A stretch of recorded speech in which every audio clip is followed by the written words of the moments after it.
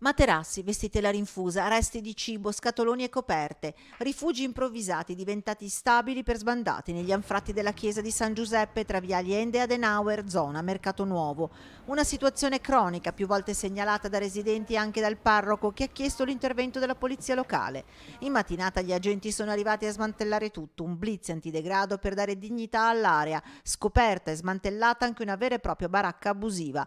Allontanati con difficoltà i senza tetto e tossicodipendenti, come ci raccontano le ragazze partecipanti al progetto In Cantiere della Pastorale della Gioventù che vivono in Canonica. Quelli che sono stati tirati via di forza e hanno urlato contro, dicendo che siamo degli italiani un po' con delle parole gergali e continuando a dire su alla polizia.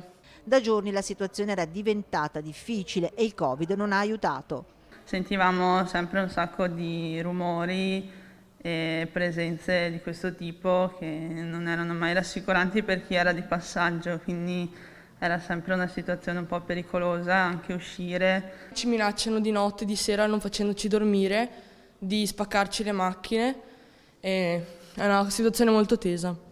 Tra le persone identificate, tutte denunciate per occupazione abusiva, sgomberate le masserizie e ripuliti gli spazi, l'amministrazione ha provveduto a recintare l'area agli accessi con una rete sia di plastica che di ferro. Libero però ancora il corridoio che dal parchetto porta alla strada e chi vive in parrocchia rimane preoccupato. Sarebbe bene recintare anche queste zone perché comunque hanno tirato via un po' i lì drogati, ma non quelli di colore, vedremo se tornano o meno.